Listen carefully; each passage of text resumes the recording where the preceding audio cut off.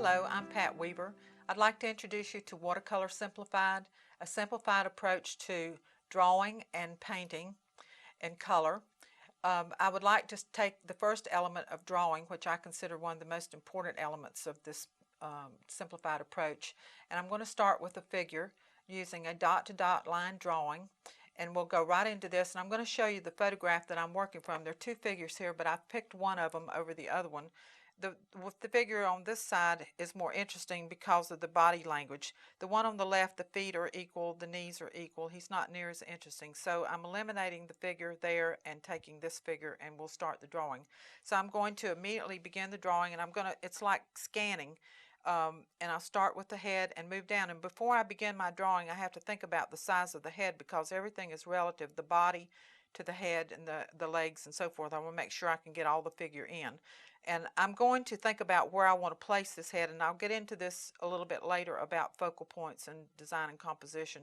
But right now we'll just simply draw so that you can see my simple approach to putting pencil on paper. I'm going to start with the hat and moving the pencil fairly fast across the paper, and I never erase. I just go back and draw back over. If I see I haven't drawn it correctly, I can always go back. And getting the head of the figure in, going across. I'm looking at, he has a backpack on, so I'm going to include these dark straps because they're interesting. They add a little bit of contrast to the light shapes on the figure.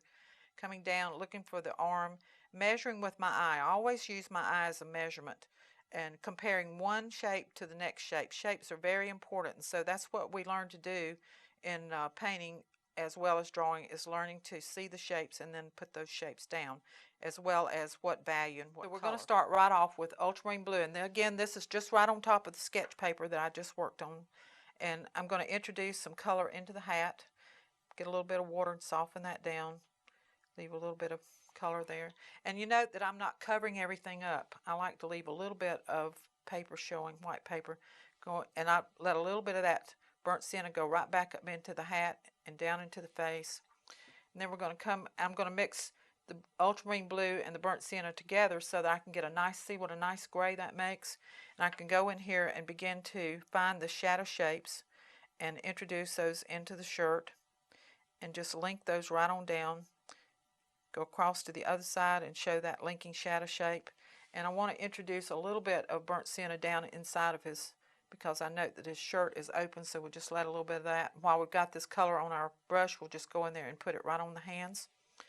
You see how quickly that works. Even a little bit of that color wouldn't be bad to have it introduced into the gray color because it has a tendency to be kind of cool. So I like to have overall warm with accent of cool or overall cool with accent of warm. In this particular painting, it will be an overall cool painting with an accent of warm. Very quickly. You see how fast you can do this, and it's so much fun. It's not labor intensive, but yet you get good quick results from it. So that could be like a little shadow behind him there. And that's it. And maybe just a little bit more change of value up here on his shirt. And we'll take a look at it and see if we're happy with that, and I think that's fine.